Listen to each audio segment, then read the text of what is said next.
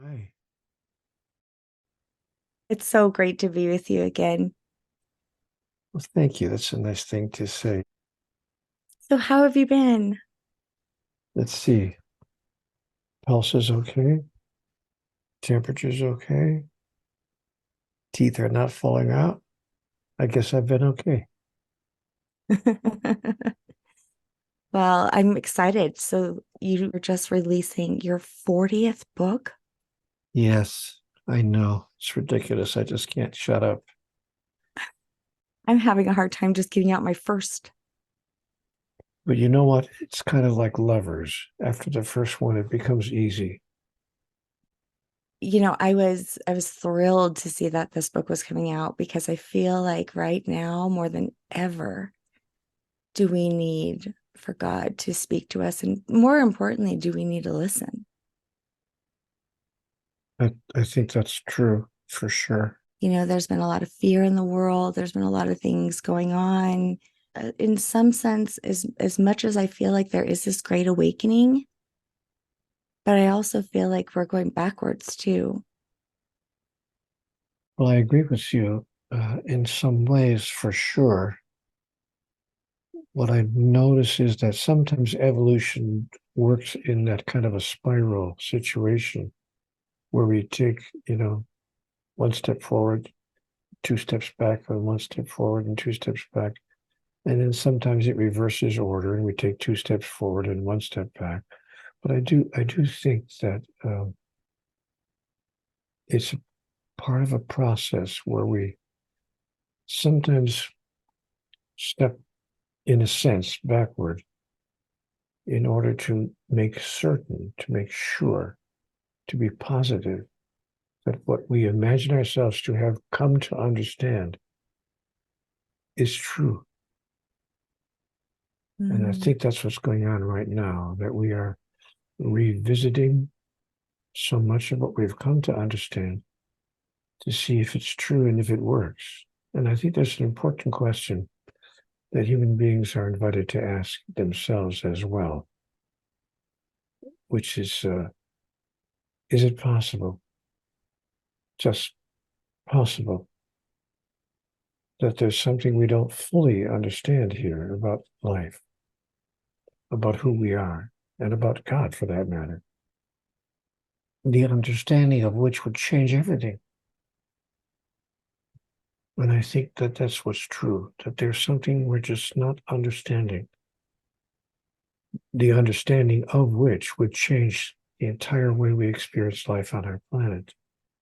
So I think that we're going backward in a sense, revisiting old behaviors, especially behaviors of violence, uh, in order to confront that question.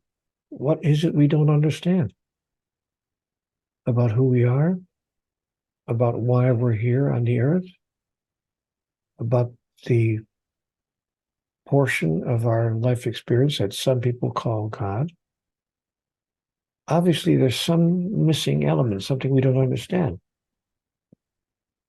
the understanding of which would change everything. So, in that sense, so that I'm not misunderstood, because no one welcomes what's going on in the world today, but in that sense, it's almost something for us to embrace with awareness and use, something for us to use to benefit our entire species. Let's use the turmoil of this day and age as a tool with which to benefit our evolutionary process. So we have to decide. We have to make a really major personal decision with regard to world events and the events in my own individual life. Who am I? I mean, really, who am I? Am I a physical specimen? Like a bird in the sky or a fish in the sea? Basically, just another life form. Sophisticated. Okay, fair enough. More sophisticated than some of the other life forms. Although there's a question about that. There are those who say that dolphins and whales act even more civilized than we do in their community of like species. But I mean, dolphins don't eat each other. They don't attack each other. But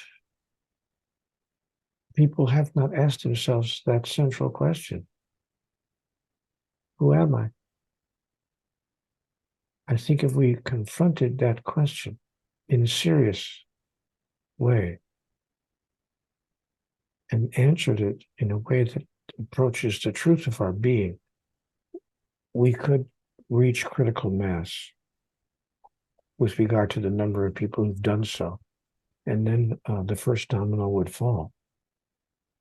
And our behavior as a species on the planet would and could change. That's my thought about it.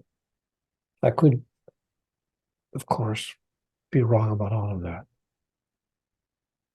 but I don't think so.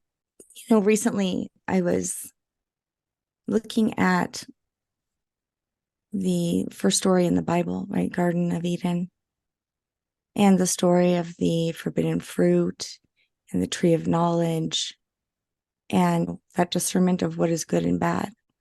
And looking from just one perspective or on a small scale, you know, we know what's right from wrong. However, when you move back from that, and as you get further and further, it becomes like distorted, because what I may see as bad, one might see as good.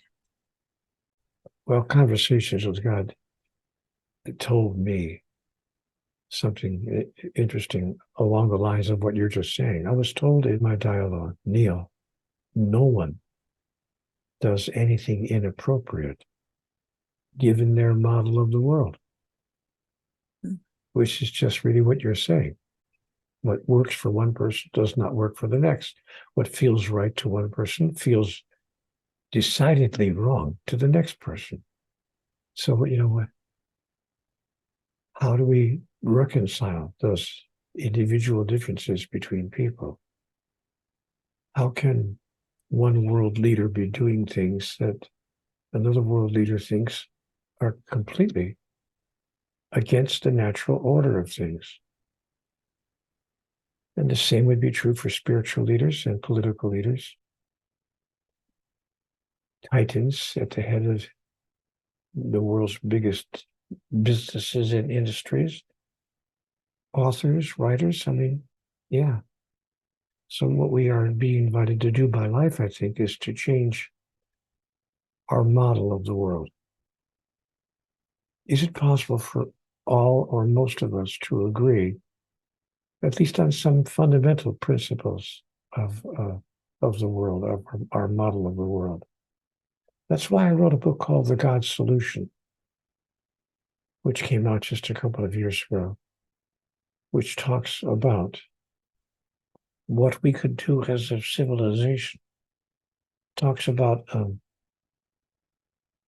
a belief that the largest number of us could embrace.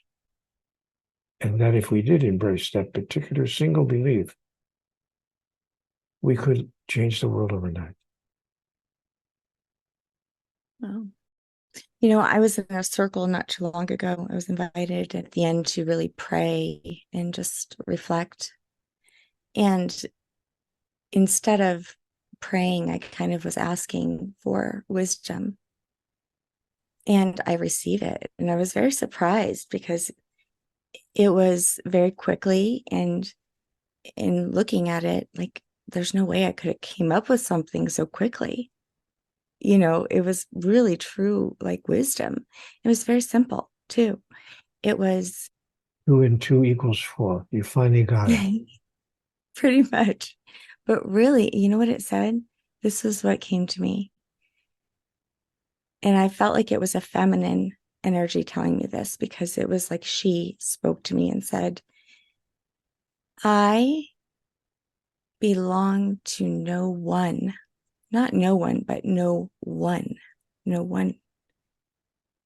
And I am home to all. And I sat with it for days and just in amazement as well as how quickly I received it. There wasn't no space to think about it. It literally just came flooding in. And as simple as it was, I thought it was so wise. Not only is it so wise, it's the basis of a book that you could write. Mhm. What if you wrote a book? What a daring book to write. God belongs to all. That could be your next book. No, that would be your next one. Where do you live? In Colorado. And how old are you? I'm 47. Oh, you just look 24. Good genes. Yes, you should write a book. God belongs to all. I dare you. What would stop you from writing such a book? If you write such a book and you complete it by the date that we agree, and if it serves you, I'll write the foreword to it. My goodness. I can't think of any bigger honor. I mean, yeah. You know what? I feel like in that moment that I received that message, it was like a conversation with God, that Well, God was talking to me. I belong to no one. I belong to all. I mean, come on. You can't let that information, that particular piece of wisdom and the brilliance with which it was stated go to waste. I insist that you You're write right. that into a book immediately. Thank you. Wow. I mean, I see the divinity in it and it's stuck with me. Yes. Wonderful. Mhm. So God talked to me, like the name in your book, of And your new she book. talks to everybody all the time. And I have an opportunity to listen. It's a choice. I agree.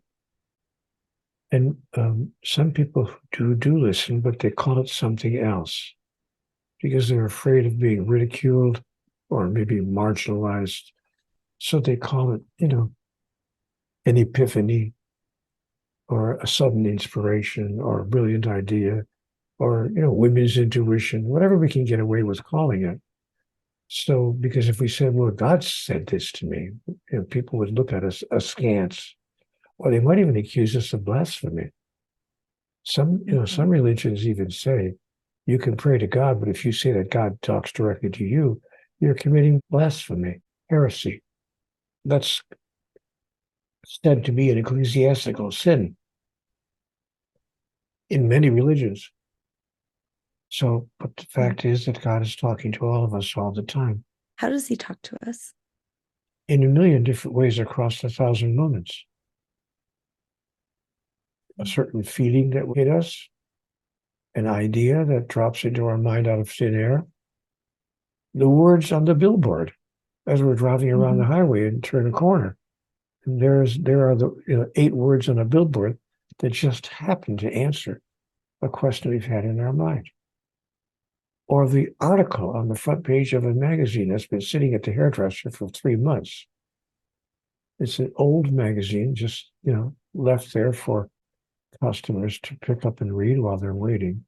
And it also just happens to be about something we've been deeply thinking about.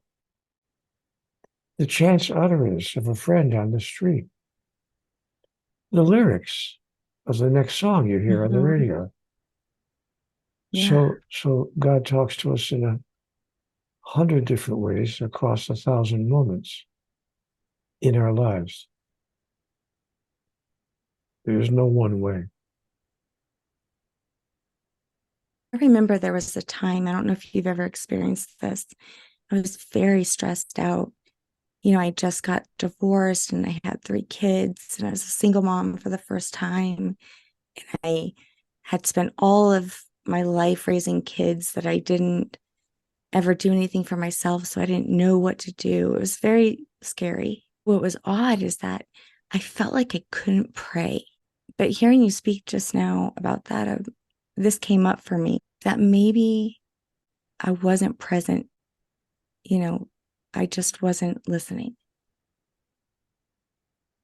Yes, that's true for, I'm sorry to say, the largest number of people.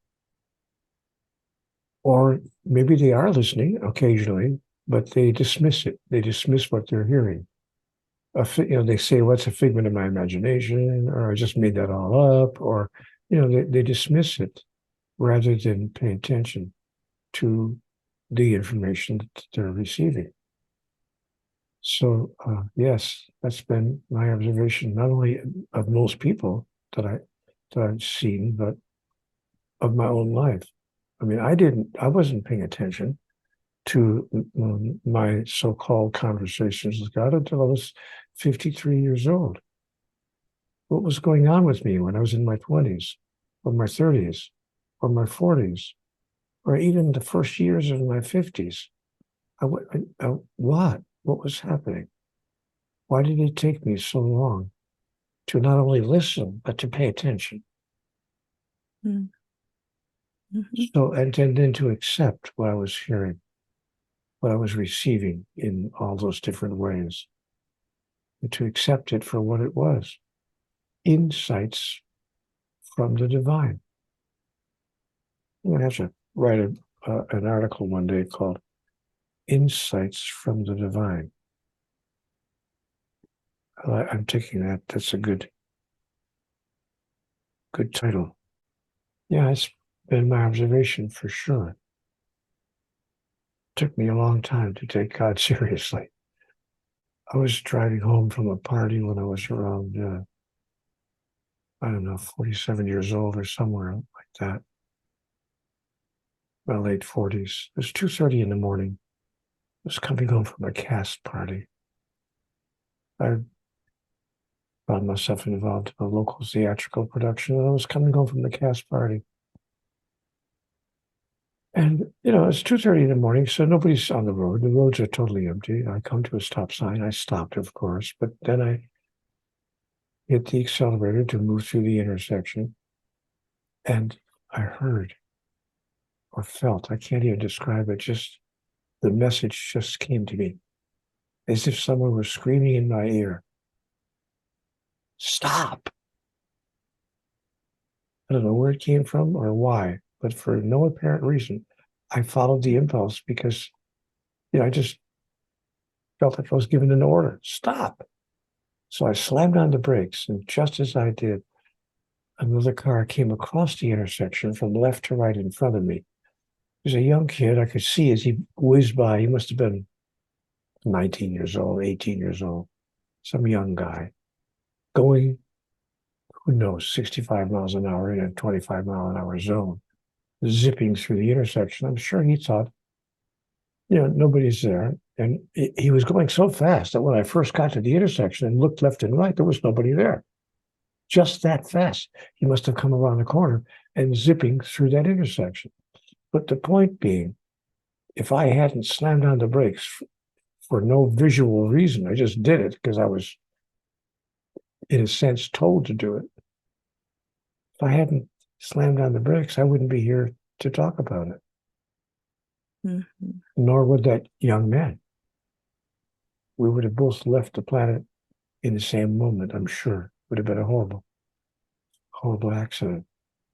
So how does God talk to us? Wow. And not just about important things like, saving your life and stopping, but sometimes about incidental things. I have a deep allergy to shellfish. I discovered that when I was younger. If I eat shellfish, I go into anaphylactic shock. But before I realized I had that allergy, I had shellfish one time and I almost died. I literally went into anaphylactic shock. I couldn't breathe. My system shut down within 5 minutes. I was like, ah! I didn't know what was going on. Thank goodness that people around me said, "Hey, there's something wrong with Neale," and they raced me, threw me into the back seat of the car and raced me to a hospital. And thank goodness as well that I was only like 5 or 6 blocks as it happened, from the nearest hospital. And they injected me, with what they needed to put into my system to counteract the shellfish. I bring up the story for a reason, because years later, I was at a wonderful hostess party. Some lady had gathered some people together, and I was among them. And she was having a dinner party. And I said to her, for no apparent reason, I don't even know why, she was bringing the food out to the table. All the guests were sitting down at the table. And I said, out of the blue, there wouldn't be any shellfish in any of this, is there? She said, well, yes, actually, in the salad, there is. I said, oh, boy, am I glad I asked you that question. And I don't even know why I asked. I just felt an impulse. So, whether it's about something important, like stopping at a stop sign, or something incidental, like, what are the ingredients of this salad? Not a question you'd normally ask in somebody's home, or something totally innocuous, whatever it is that might come to us. I think that God is talking to us in 1,000 ways across a million moments in our life, and inviting us. Synchronicity. Oh, You absolutely. think synchronicity.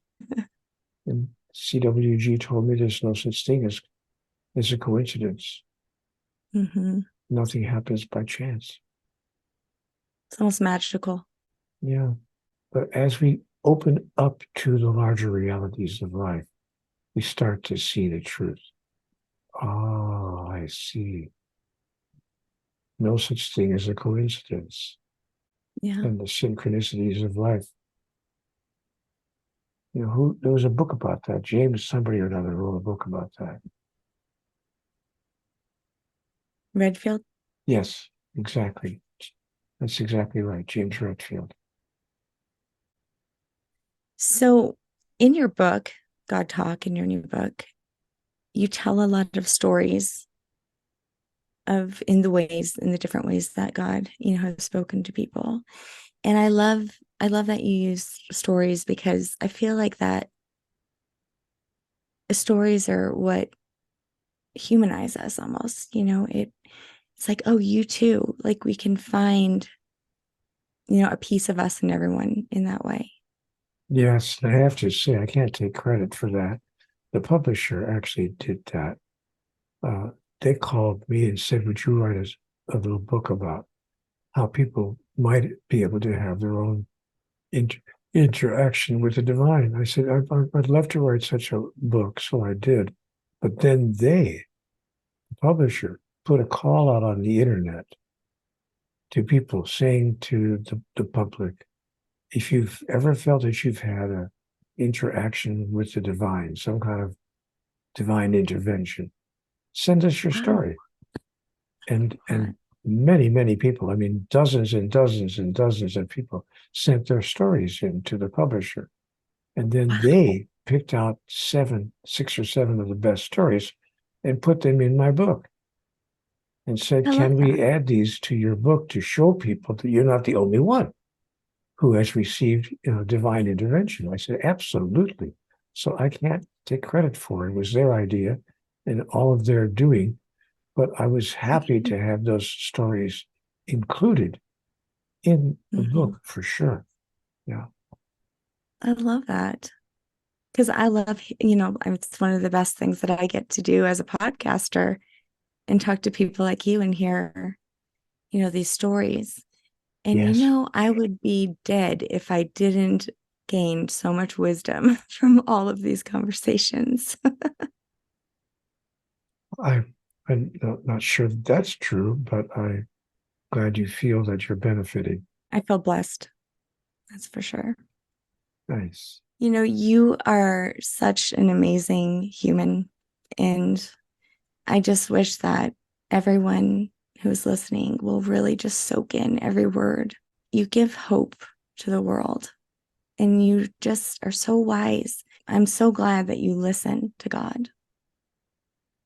I'm glad that I did too, although I'm going to reject the notion that I'm to use your words, quote unquote, so wise.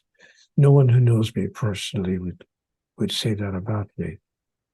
They would, What? you know what they would say? They would say, I brought through, but I don't really demonstrate that wisdom in my daily life. I would like to, before I leave, it would be nice if I could get closer to stepping into the wisdom that I was given to share. I will say this much, I will acknowledge that I have shared the wisdom that I was given to share. And I've shared it, I think, effectively in the books that I've been gifted to produce, but I haven't lived into it. And people who know me are constantly saying to me, you should read your own books. Because they expect me to be a walking demonstration of what I believe God has shared with the world in those 9 books. And I have not been able to live up to it. Mm. But maybe I can get closer before I die so that at least I can put on my gravestone, he tried his best. But to be real clear, I don't see myself as a wise person. But I do see myself as a good reporter.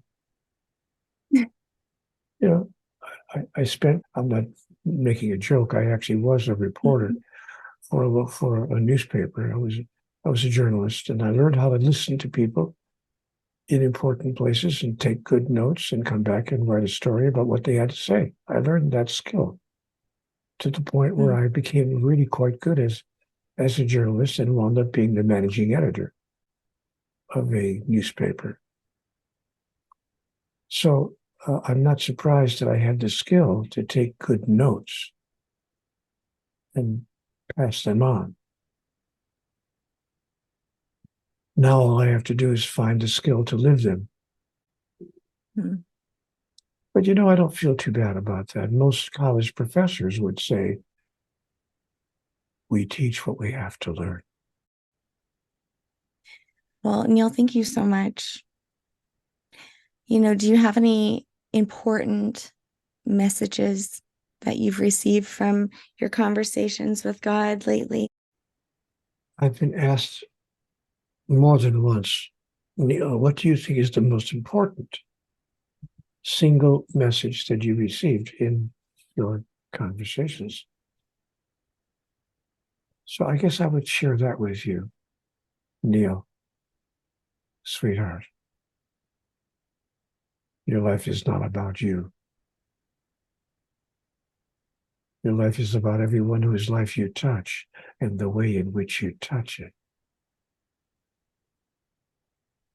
But when you understand that, you will understand that in the largest sense, it turns out your life is about you. Because, Neale, there's only one of us in the room. All things are one thing. There is only one thing, and all things are part of the one thing there is.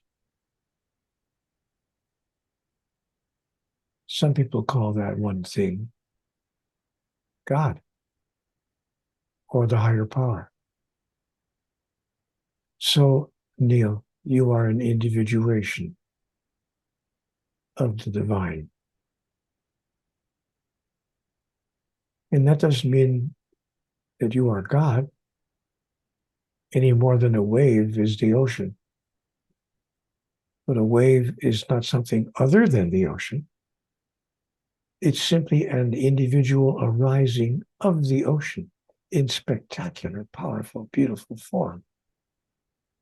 And when the wave recedes back into the ocean, following its individual expression, it returns to that from which it arose. And that's your relationship with the divine. So, Neale, go out there and make waves.